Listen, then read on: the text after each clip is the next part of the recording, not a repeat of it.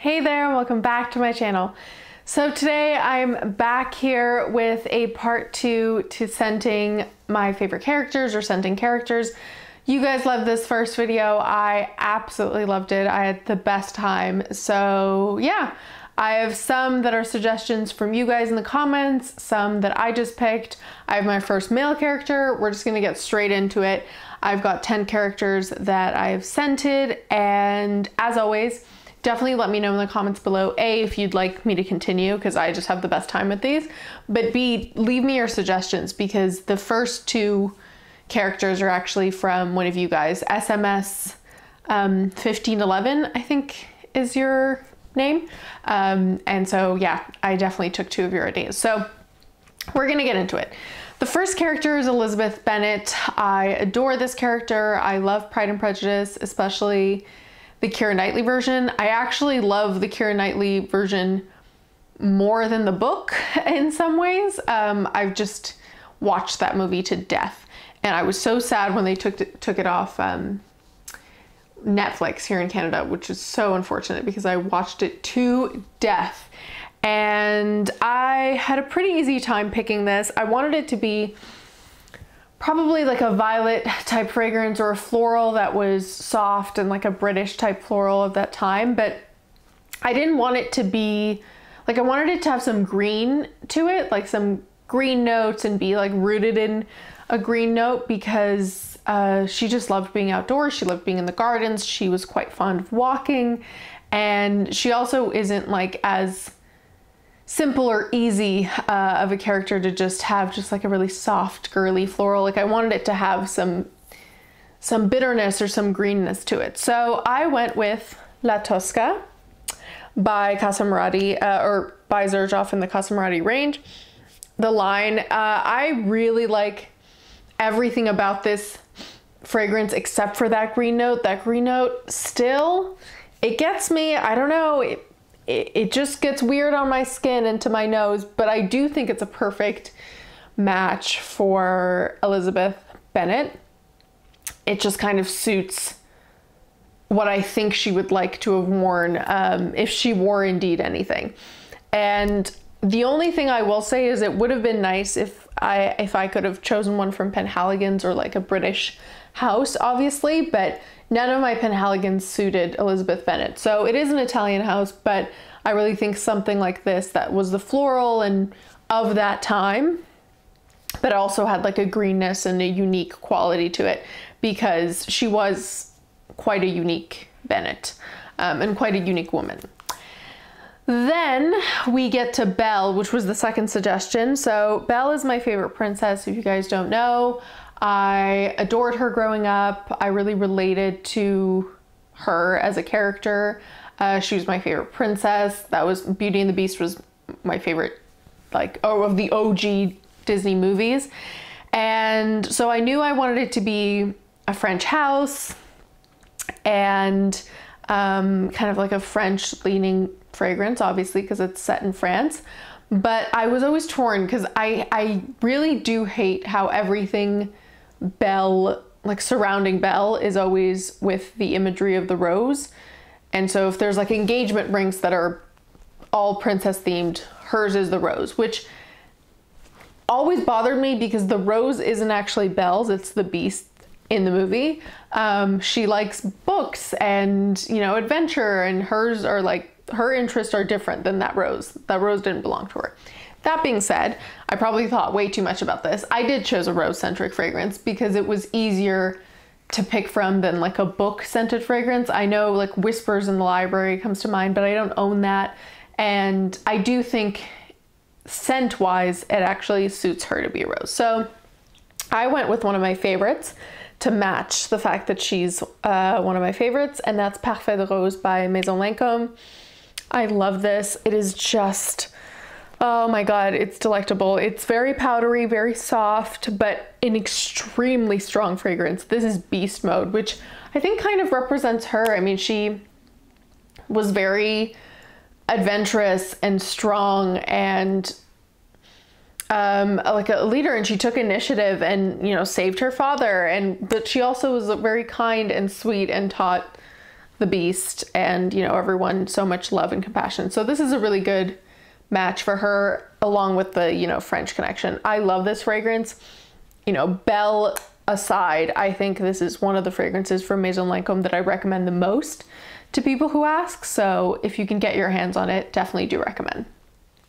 And then the third character is Scarlett O'Hara, and that is from Gone with the Wind. So I was torn because with Elizabeth Bennett, I did choose a fragrance that I felt like she could have worn at the time.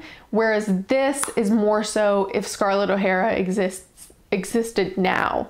I feel like she would be a scandal girl. This, I'm 100% sure of. This just kind of screamed Scarlett for me, other than the fact that it starts with S. I think she would have been all over this super honeyed, sweet, sexy scent. It's scandalous. She definitely had a lot of scandal in that movie. It's out there, it's in your face, and it's like romantic in like a sexy, playful, girly kind of way. I actually haven't worn this in a while, and it's not typically my favorite, but now smelling it, I'm really drawn to it, and I can't wait to wear it again, which is a nice surprise. But this just seems like her. You definitely, like, if you have an idea of like who would be absolutely in love with scandal and only scandal, I see kind of like a modern day Scarlett being super into this. Name-wise, obviously, but scent-wise as well, I felt like that was the perfect match. All right, so now we get to another cartoon character, Ariel, from The Little Mermaid. And I knew, obviously, I was gonna go in an aquatic direction, but I did also, I mean, she's a mermaid, so she's realistically never gonna wear fragrance. But she does become a human, and I felt like this encapsulated like both sides of her life, like the ocean side and then the on land side. And that is Ralph Lauren Blue. Again, a fragrance I'm not often, if ever, drawn to. I like the floral side of it, and that's kind of what I imagined she'd be into on land. Something light and like a watery floral. Definitely don't see her wearing anything very like strong or jammy or woody, something like floral and light, and that it had like lotus and all that sort of thing. So like florals, but that are aquatic or around water. This is also aquatic in like a murky kind of way because of the lotus, I imagine, which isn't usually my favorite, but I think it really suits Ariel because that's kind of what being around water smells like. It smells wet, like it has a murkiness to it, which is the thing I like the least when it's worn on my skin. But in terms of like a character trait, I feel like it's perfect, and it does have like a element of ocean or seawater to it because it's got like that murkiness, or when they're on in that like pond, when Sebastian sings like Kiss the Girl, I feel like this would smell like that environment of like the beautiful florals. It's airy and watery, but it's also got that murkiness to it. So perfect match, I thought, for Ariel, obviously also in color and look. Then, very different character, Mindy Lahiri from the Mindy Project is a character I just adore. She was so funny and girly and ridiculous and out there. And this one came straight to mind when I thought of Mindy Lahiri, and that is by Kilian's Kissing Burns 6.4 calories a minute, wanna work out. First of all, I definitely see her choosing something expensive, something like this, something niche, but like a popular niche that you would find at Sephora, not something niche like where I don't see her wearing like Atelier des Arts or Amouage, but by Kilian 100%. She also likes celebrities. She's super celebrity obsessed, so I feel like she would have known Rihanna wears by Kilian and she would have gotten into the brand. Character-wise, I think it's totally believable that she would go for by Kilian. Then this range, because I think she would find it as funny, if not more so than I find it, and this just kind of suits a lot of her storylines. There were a lot of dates, boyfriends, and partners throughout that entire show, and she was very playful and fun with it, and this is the kind of name where I feel like suits her storylines, but also suits her personality. And this is, you know, it's kind of a gourmand, slightly fruity kind of scent. It's got like milk, sugar, vanilla, bergamot. I really think she would have gotten a kick out of it. It just smells nice, but I think she would have gotten a kick out of the whole experience. Like getting a by Killian, being that much closer to Rihanna or celebrities that she likes, and, you know, finding the name funny. And then we get to Cher Horowitz. So that is the main character from Clueless. I, like many people in my generation, grew up with that movie. I'm obsessed with that movie. It's a cult classic. And this is so Cher Horowitz. So I felt like it had to be something bubblegum pink, something poppy. She was just very kind of like Barbie-like. She was like a real life Barbie, right? And so when I started thinking about it, I'm like, this is perfect. And it name-wise even suits. So this is Stella McCartney's Pop. It smells like Barbie shoes because it's like that sweet plasticky floral. It's light and airy. Again, I feel like she wouldn't have worn something super like strong or dark. She would have worn something brighter and girly and fun and I don't want to say silly, but something that was very like easy, girly kind of scent, and not anything that was super sophisticated or multi-layered. I feel like she would have liked something just like poppy and girly. And I did think about choosing a Calvin Klein because there's that line where she's wearing a Calvin Klein dress, but none of my Calvin Kleins suited her. And I felt like even the Calvin Kleins around like the late 90s or whenever that movie came out, it also didn't like fit the vibe. I mean, maybe one, but yeah, I felt like this was just more her and very girly and a perfect match for Cher Horowitz. I feel like I can imagine that opening scene that's like iconic where she's picking out her clothing and she wears that yellow tartan look, that this would just be like on her table as well. So that is my pick for Cher Horowitz. All right, so now we get to Blair Waldorf, and Blair Waldorf is from Gossip Girl. She is a character I've long loved. She's a character that I've been compared to in my life, which I'm choosing to take as a good thing rather than a bad. And I was torn between kind of scenting her myself, but she does get scented in the show, and I honestly think it's a perfect match. So she wears Chanel No. 5 on the show, and that's a perfect match for Blair. I don't have the bottle, so it's just in here. It's like this nondescript bottle.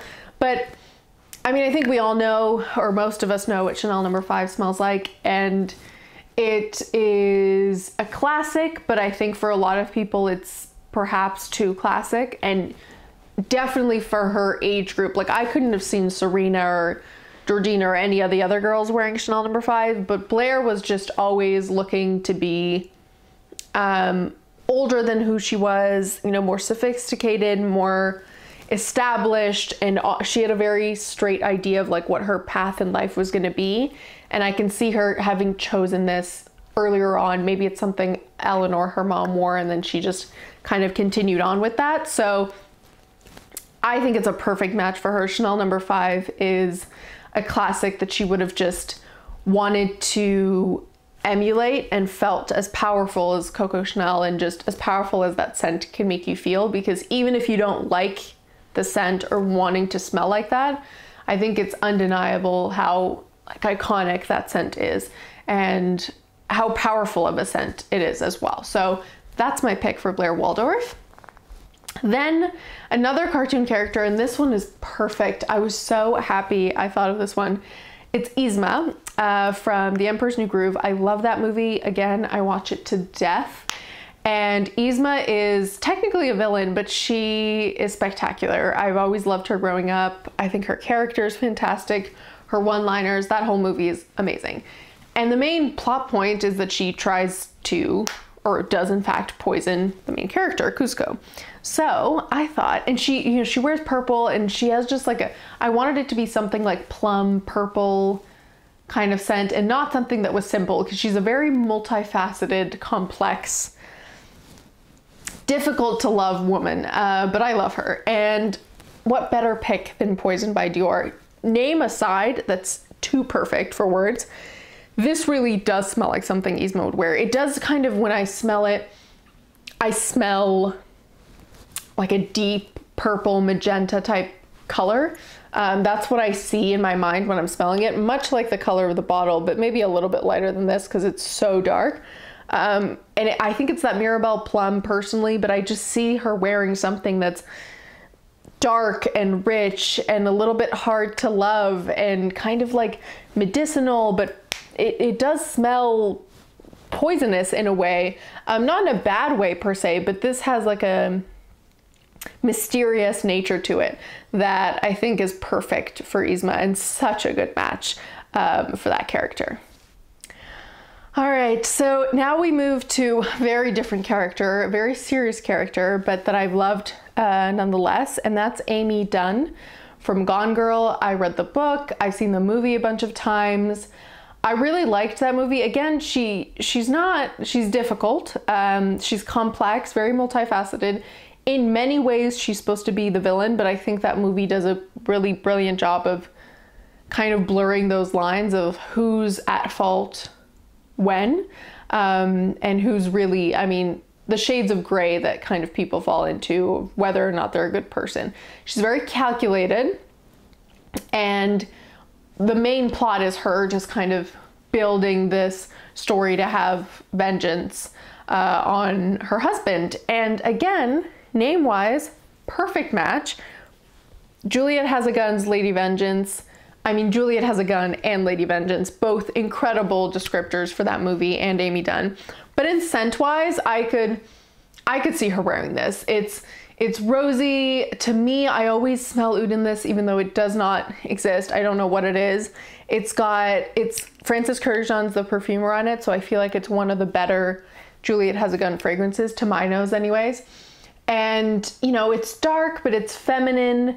It's definitely not, you know, I didn't want to choose something that was strong, but then that veered into being masculine or unisex. This is definitely still feminine, but it's a strong scent, and it's not really, I don't know, it's not very bright in terms of being light. It's not that she, like, not in the smart way, but it's not a very shiny, bright, happy scent, which works for her, because even in the better moments when they're doing flashbacks, she never seemed to be like she's very not bubbly, is what I'll put it. And this is very like the anti-bubbly type scent. And it really works for her. I love that character, like I say. And that movie as a whole, I feel like has a lot of interesting discussion points that come out of it. And this is a perfect match. And then finally, the last scent and character is actually the male character that I chose, and that is Hans Landa from Inglourious Basterds. Again, love that movie. And for him, what I was thinking of is that huge pipe that he smokes in kind of like sweet tobacco scent. And then I was also reminded by the apple strudel scent as well, or that scene. Which apple strudel sometimes is, you know, made with cinnamon, because apple and cinnamon go well together. And so it just happened to be that the fragrance I chose, 1 Million Privé by Paco Rabanne, has tobacco. It has that kind of hookah smoke scent, and also cinnamon. And it's a perfect match. It doesn't have the apple, and there was that scene that he drinks milk, but I didn't think like a lactonic male fragrance worked for him. I feel like he would have worn something smoky and sweet at the same time, because even though he's, you know, a Nazi and horrible, he also just kind of like has his own level of morality. And I think there are moments where he thinks he's being like, he's playful, like he'll make jokes sometimes. So I feel like he wouldn't have chosen something super, super bitter and smoky, something that kind of towed the line. And this is actually, while it's a men's fragrance, I wear it all the time. And I do really enjoy it. And I feel like this is a perfect match for him. He was also kind of driven. He was willing to be bought out by money, which works for 1 Million Privé. So yeah, that is my pick for Hans Landa. And those were my fragrance picks for this version of scenting favorite characters. I hope you guys enjoyed. I really enjoy making these videos, so let me know in the comments below if you'd like to see another one, and if so, what characters you'd like to see, because I'd love to put in some of yours. As always, don't forget to like, comment, and subscribe, and I'll see you next time. Bye!